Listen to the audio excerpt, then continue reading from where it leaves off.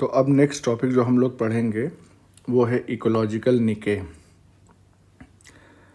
तो इकोलॉजिकल निके या निके टर्म का मतलब क्या होता है कि ये ऐसी एनवायरमेंटल कंडीशंस या रिसोर्सेज का सेट है, पूरा समूह है जिसके अंदर ही कोई स्पीशीज़ सरवाइव करती है, ग्रो करती है, रिप्रोड्यूस करती है या फंक्शन करती है। इसका मतलब कि किसी स्पीशीज़ को सरवाइव करने के लिए, ग्रो करने के लिए, रिप्रोड्यूस और अपना फंक्शनिंग परफॉर्म करने के लिए जो जो एनवायरमेंटल कंडीशंस और रिसोर्सेज चाहिए उन सबको कलेक्टिवली या उसका सेट जो होता है उसी को हम इकोलॉजिकल निके कहते हैं। अब ये जो टर्म था निके, ये किसने दिया था? ग्रिनेल ने दिया था। और इसको इस तरीके से भी डिफाइन कर सकते हैं, क्या है ये? Sum total of all ecological requisites and activities of a species. तो इकोलॉजिकल जो भी रिक्विजिट्स हैं या जो रिक्वायरमेंट्स हैं वो, और उन रिक्वायरमेंट के मिलने के बाद जो स्पीशीज़ अपनी एक्टिविटीज़ परफॉर्म करती है वो, ये दोनों कलेक्टिवली क्या कहलाते हैं? निके। तो क्या क्या चीज़ें निके में इंक्लूड होती हैं? Physical space occupied by an organism, जिस इलाके में वो रह रहा है। इसके बाद फंक्शनल रोल क्या है ऑर्गेनिज्म का कम्युनिटी में, यानी कि उसकी ट्रॉफिक पोजीशन क्या है, किस ट्रॉफिक लेवल को बिलोंग करता है। उसके बाद ऑर्गेनिज्म की जो पोजीशन है एनवायरमेंटल ग्रेडियंट्स के बेसिस पे, वो क्या है? एनवायरमेंटल ग्रेडियंट्स के बेसिस पे पोजीशन का मतलब जैसे कि टेम्परेचर, तो किस तरीके के टेम्परेचर में रहना पसंद करता है, कम में, ज़्यादा में या मॉडरेट टेम्परेचर में। सिमिलरली मॉइस्चर कैसा चाहिए उसको, ज़ीरोफिटिक है या हाइड्रोफिटिक है। फिर पीएच का रेंज क्या होना चाहिए जहाँ पे वो रह रहा है। मान लीजिए किसी मीडियम में रह रहा है तो उस मीडियम का पीएच क्या होना चाहिए। फिर सॉइल और जो दूसरी कंडीशंस एग्जिस्टेंस की हो सकती हैं उन सब का ग्रेडियंट क्या है, ये भी इंक्लूड होता है निके में। अब देखिए, ये जो तीनों एस्पेक्ट्स हैं निके के, जो हमने देखा, फिजिकल स्पेस, उसके बाद फंक्शनल रोल उसका क्या है, फिर एनवायरमेंटल ग्रेडियंट्स की पोजीशन क्या है, ये जो तीनों एस्पेक्ट्स हैं निके के, इनको कैसे डेजिग्नेट कर सकते हैं हम? तीन अलग अलग तरीके से। इसको हम स्पेशल निके, ट्रॉफिक निके और एन डायमेंशनल हाइपर वॉल्यूम निके से डिनोट करते हैं या डेजिग्नेट करते हैं। तो ये इंडिविजुअली हम देख लेते हैं कि क्या क्या है। स्पेशल निके की अगर हम बात करें तो ये क्या है? ये बेसिकली हैबिटेट, या जिसको हम माइक्रो हैबिटेट भी कह सकते हैं अगर स्मॉल ऑर्गेनिज्म है तो हैबिटेट या माइक्रो हैबिटेट है जिसमें हर एक स्पीशीज़ रहती है। हर स्पीशीज़ का अलग अलग हैबिटेट होगा। क्यों? Because of its structural and instinctive limitations. मतलब कि उस स्पीशीज़ के मेंबर्स का कुछ स्पेसिफिक स्ट्रक्चर होगा जिसकी वजह से वो पर्टिकुलर हैबिटेट या माइक्रो हैबिटेट को ऑक्यूपाई कर रहे हैं। साथ ही साथ इंस्टिंक्टिव लिमिटेशंस, यानी कि उस हैबिटेट को छोड़ के कहीं और वो नहीं जाना चाहते, जाएंगे तो उनका सर्वाइवल जो है वो अफेक्ट होगा या दूसरे फंक्शनैलिटी अफेक्ट होगी। ये जो कॉन्सेप्ट था स्पेशल निके का, इसको देने वाले जो साइंटिस्ट थे वो थे ग्रिनेल। फिर जो दूसरा एस्पेक्ट आता है निके का, जिसको हम ट्रॉफिक निके कहते हैं, ये क्या होता है? It corresponds to functional status of an organism in its community. क्या रोल परफॉर्म करता है ऑर्गेनिज्म अपनी कम्युनिटी में, ये ट्रॉफिक निके उसका बताता है। ये वाला जो कॉन्सेप्ट था ये दिया था एल्टन ने। इसके बाद तीसरा जो आता है एन डायमेंशनल हाइपर वॉल्यूम निके। तो इसमें क्या है? पहली बात तो ये है कि ये जो कॉन्सेप्ट था एन डायमेंशनल हाइपर वॉल्यूम का, ये दिया था हचिनसन ने। तो हचिनसन ने ये कहा कि निके जो होता है वो एक मल्टी डायमेंशनल स्पेस होता है, जिसको उन्होंने एन डायमेंशनल हाइपर वॉल्यूम कहा। एन क्या है? N is the number of dimensions. अब ये जो नंबर ऑफ डायमेंशंस हैं यही पूरा का पूरा निके बनाते हैं, जिसके अंदर ऑर्गेनिज्म सरवाइव करता है, ग्रो करता है और रिप्रोड्यूस करता है। एन डायमेंशन का कॉन्सेप्ट क्या है? एन डायमेंशंस का मतलब ये हो गया कि ये वो इंडिपेंडेंट एनवायरमेंटल वेरिएबल्स हैं कहने का मतलब कि अलग अलग इन्वायरमेंटल वेरिएबल्स जो एक दूसरे पर डिपेंड नहीं कर रहे हैं। इन्वायरमेंटल वेरिएबल्स कई तरीके के हो सकते हैं, क्लाइमेटिक वेरिएबल्स हो सकते हैं, रिसोर्स वेरिएबल्स हो सकते हैं, कंपटीशन हो सकता है। तो ये वो इंडिपेंडेंट इन्वायरमेंटल वेरिएबल्स हैं जो किसी ऑर्गेनिज्म के सर्वाइवल को अफेक्ट करते हैं। जैसे एग्जाम्पल के तौर पे टेम्परेचर की अगर हम बात करें तो टेम्परेचर एक डायमेंशन है, कोई एक डायमेंशन है उस पर्टिकुलर ऑर्गेनिजम्स के इकोलॉजिकल निके का। यानी कि टेम्परेचर हो सकता है, प्रेजेंस ऑफ वाटर हो सकता है, फिर फूड, फिर कंपटीशन। तो इस तरीके की चीज़ें जो है ये अलग अलग डायमेंशन बनाती हैं और इन्हीं सब डायमेंशन का जो कलेक्टिव फॉर्म होता है उसको हम क्या कहते हैं, that is called as multidimensional space या एन डायमेंशनल हाइपर वॉल्यूम। इसको अगर हम एक डायग्राम की हेल्प से समझने की कोशिश करें तो ये एक 2 डायमेंशनल पोजीशन ऑर्गेनिज्म की दिखाई जा रही है इसमें, जिसमें एक्स एक्सिस जो है वो एनवायरमेंटल वेरिएबल 1 या जिसको हम निके एक्सिस 1 कहते हैं, जो दूसरा ये वाई एक्सिस है ये क्या है, ये एनवायरमेंटल वेरिएबल 2 है या इसको निके एक्सिस 2 कह रहे हैं। तो पहला वेरिएबल जो है वो है टेम्परेचर ले लिया और दूसरा वेरिएबल जो है वो पीएच ले लिया। अब ये जो इलाका, ये जो नज़र आ रहा है ग्रे कलर का, ये वो इलाका है जहाँ पे वो पर्टिकुलर स्पीशीज़ जो है उसको ऑप्टिमम पीएच और ऑप्टिमम टेम्परेचर की कंडीशंस जो है वो मिल रही है। तो कहने का मतलब कि ये तो 2 डायमेंशन में हम डिफाइन कर रहे हैं जब 2 पैरामीटर्स या 2 इन्वायरमेंटल वेरिएबल्स ले रहे हैं।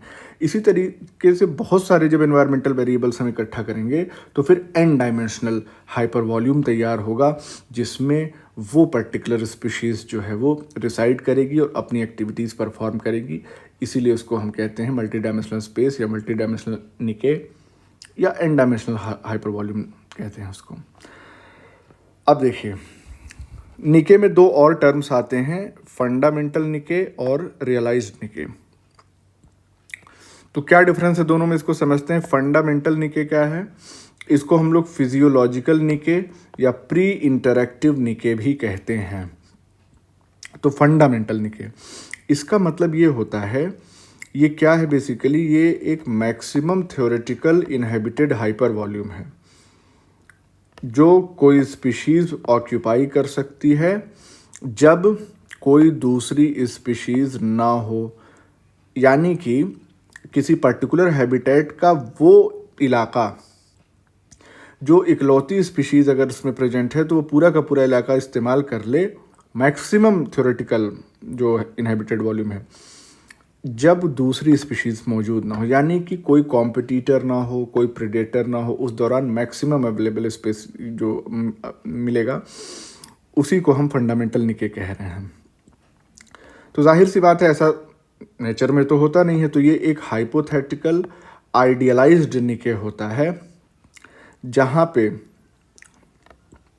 किसी एक ऑर्गेनिज्म का किसी दूसरी स्पीशीज से कोई भी इंटरेक्शन नहीं होता है और तब जब इसका फिजिकल एनवायरनमेंट जो है वो ऑप्टिमल होता है। तो इस तरीके से ये होता है।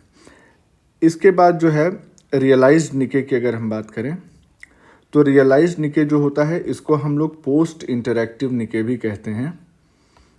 और ये पोस्ट इंटरैक्टिव निके जो होता है ये क्या है, ये फंडामेंटल निके का वो पार्ट है या वो पोर्शन है जिसको स्पीशीज़ एक्चुअली एक्सप्लॉइट कर पाती है। क्यों? क्योंकि उसका इंटरेक्शन दूसरी स्पीशीज़ से भी हो रहा है। तो ये रियलाइज्ड निके है, एक्चुअल सिचुएशन। तो जाहिर सी बात है ये स्मॉलर हाइपर वॉल्यूम होगा इसका। क्यों? क्योंकि इसके इस स्पीशीज़ के ऊपर प्रिडेशन का भी असर होगा, यानी कि इंटर स्पेसिफिक इंटरेक्शन ये में पार्टिसिपेट कर रही होगी। तो इसीलिए पूरा इलाका इसको अवेलेबल नहीं होगा, एक स्मॉल हाइपर वॉल्यूम इसको अवेलेबल हो पाएगा।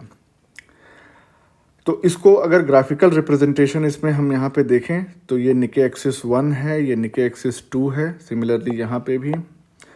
तो फंडामेंटल निके की बात करें हम, अगर कोई स्पीशीज़ ए है तो वो क्या है, ये पूरा जो वॉल्यूम ये हम देख रहे हैं, ये पूरा का पूरा वॉल्यूम जो है in the absence of other species, तो ये क्या हो गया, maximum theoretical hyper volume which A species can occupy in the absence of other species.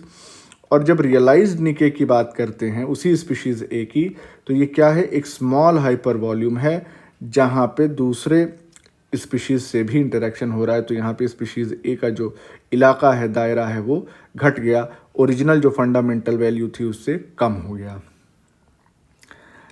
अब बात करते हैं निके ओवरलैप की। तो निके ओवरलैप क्या है, सिंपली सीधी सी बात यह है कि ये क्या है, it is the sharing of निके स्पेस बाय 2 और मोर स्पीशीज। एक से ज़्यादा स्पीशीज अगर कहीं अवेलेबल हैं, रह रही हैं, तो वो आपस में जो अपना निके स्पेस शेयर करती हैं एक दूसरे से, उसी को हम निके ओवरलैप कहते हैं।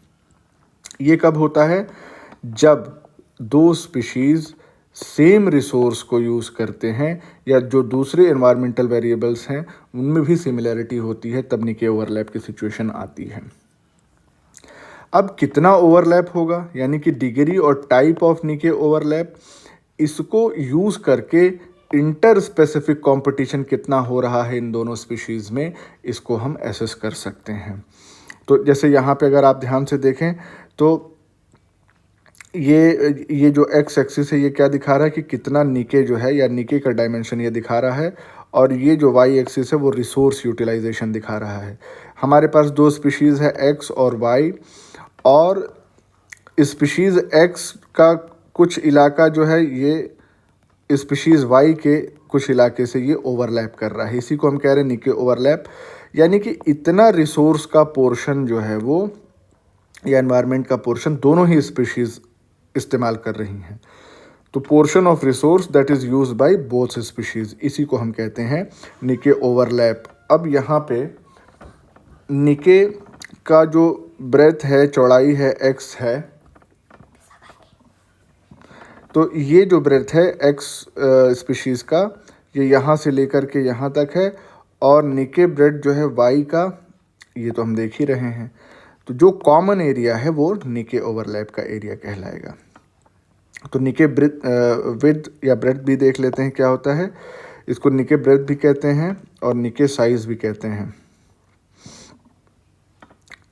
Let me correct this spelling, ये है TH। तो निके विड्थ जो है वो क्या चीज़ को एक्सप्लेन करती है, extent of realised niche occupied by an organism, extent of realised niche. तो ये जो विड्थ वाला इलाका है निके का, इसको कैसे डिफाइन करते हैं, इसको डिफाइन करने के लिए दो पैरामीटर्स हैं, एक तो सूटेबल एनवायरमेंटल कंडीशन और अवेलेबल रिसोर्सेज। जितने इलाके में, जितने दायरे में एनवायरमेंटल कंडीशन सूटेबल होंगी और रिसोर्सेज अवेलेबल होंगे, वो पूरा इलाका जो है वो विड्थ या निके विड्थ उस पर्टिकुलर स्पीशीज़ का बनाएगा। तो ये जो फीचर है निके विड्थ वाला, इससे स्पीशीज़ को एक और तरीके से क्लासिफाई किया जा सकता है, उसको जनरलिस्ट स्पीशीज़ या स्पेशलिस्ट स्पीशीज़ में क्लासिफाई किया जा सकता है स्पीशीज़ को। जनरलिस्ट स्पीशीज़ जो होती हैं इनके निके ब्रॉड होते हैं, जाहिर सी बात है, और स्पेशलिस्ट स्पीशीज़ जो है नैरो निके होते हैं। तो पहले हम लोग जनरलिस्ट डिस्कस कर लेते हैं। तो जनरलिस्ट स्पीशीज़ जो है वो कई अलग अलग जगहों पे रह सकती है, जनरलाइज्ड डिस्ट्रीब्यूशन इसका हो सकता है, कई अलग अलग सोर्सेस ऑफ फूड पे ये सर्वाइव कर सकते हैं, यानी कि वैरायटी ऑफ फूड खा सकते हैं, और साथ ही साथ they can tolerate wide range of environmental conditions. तो एनवायरमेंटल कंडीशंस को टॉलरेट करने की इनकी क्षमता भी ज़्यादा होती है। जैसे ह्यूमंस पूरी धरती पे फैले हुए हैं, तो चांद वांद पे भी जाने की कोशिश कर रहे हैं, मंगल पे। रैट्स, माइस, फ्लाइज, कॉकरोचेस, बताइए किस कैटेगरी से हम लोगों का कंपैरिजन हो रहा है। खैर कोई बात नहीं, सही है। तो ये सब क्या है, जनरलिस्ट स्पीशीज़, कहीं पे चले जाएंगे, कहीं रह लेंगे, कुछ भी खा लेंगे। अब आते हैं स्पेशलिस्ट स्पीशीज़ के बारे में देखते हैं। तो ये क्या है, they can live only in one type of habitat, specific habitat है इनका, हर जगह नहीं। उसके बाद एक या कुछ टाइप के भोजन पे ये जिंदा रह सकते हैं, और साथ ही साथ they can tolerate a narrow range of climatic conditions. अगर क्लाइमेट वेरिएशन ज़्यादा होगा क्लाइमेट में तो इनके लिए दिक्कत है। इससे क्या होता है कि स्पेशलिस्ट स्पीशीज़ जो है they are prone to extinction, जब एनवायरमेंटल कंडीशंस चेंज होंगी तो उस दौरान स्पेशलिस्ट स्पीशीज़ जल्दी एक्सटिंक्ट हो जाएंगी as compare to generalist species. अब बात करते हैं, अगला टर्म है इकोलॉजिकल इक्विवेलेंट्स।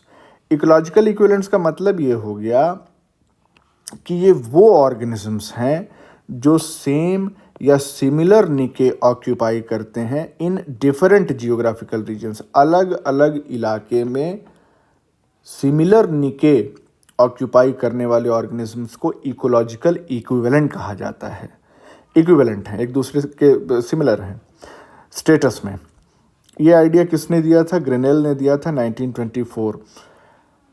तो होता ये है कि भले ही ये सेम या सिमिलर निके को ऑक्यूपाई कर रहे हैं और वो भी अलग अलग इलाकों में, लेकिन ऐसी स्पीशीज़ जो है वो टेक्सोनॉमिकली अनरिलेटेड होती है इन जनरल।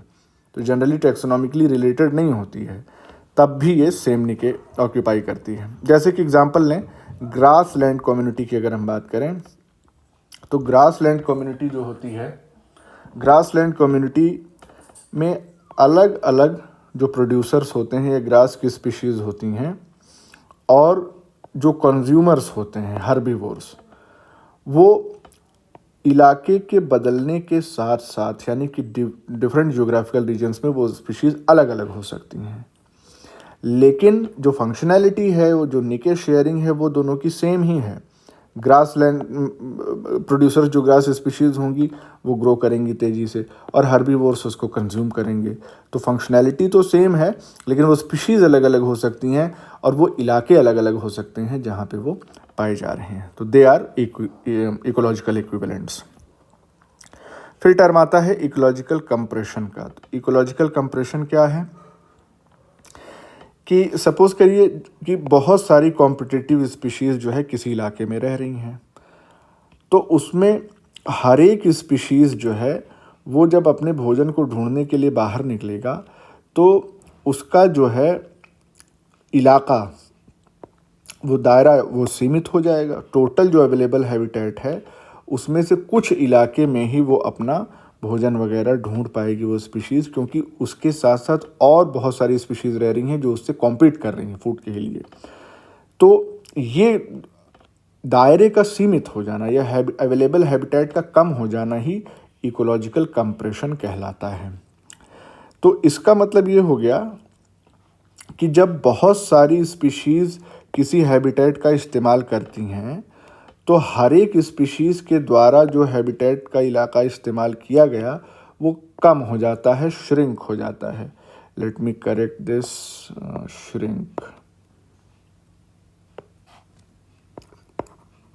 श्रिंक्स, ठीक है। तो दायरा जो है वो कम हो जाता है, जाहिर सी बात है।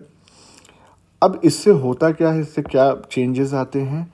इससे वो पर्टिकुलर स्पीशीज़ जो है वो स्पेशलाइज्ड हो जाती है कि कितना इलाका उसको ऑक्यूपाई करना है for the purpose of foraging और सर्वाइवल, और उसकी फीडिंग हैबिट भी उसी के हिसाब से, जितना इलाका उसको मिल रहा है उसी के हिसाब से स्पेशलाइज्ड हो जाती है। और इससे फ़ायदा ये होता है कि जो निके ओवरलैपिंग की सिचुएशन है वो कम हो जाती है, क्योंकि अपने अपने इलाके में ही रहेंगे, अपने अपने रिसोर्सेज इस्तेमाल करेंगे तो निके ओवरलैप की संभावना कम हो जाएगी। लेकिन यहाँ पे कॉम्प्रोमाइज़ करने की सिचुएशन नहीं होती है। जो रेंज ऑफ फूड आइटम्स हर एक स्पीशीज़ खा रही है वो कांस्टेंट ही बना रहता है, तभी इस तरीके की सिचुएशन जो है वो सस्टेनेबल हो पाएगी, ज़्यादा दिन तक रह पाएगी। अदरवाइज़ तो फिर कंपटीशन होगा ही होगा और फिर उसमें किसी को नुकसान किसी को फ़ायदा होगा। तो ये जो इकोलॉजिकल कंप्रेशन होता है वो शॉर्टर टाइम स्केल पे होता है, कुछ ड्यूरेशन के लिए होता है और इसमें किसी तरीके का हेरिटेबल चेंज उस पर्टिकुलर स्पीशीज़ में ऑब्जर्व नहीं होता है। So this was about ecological निके।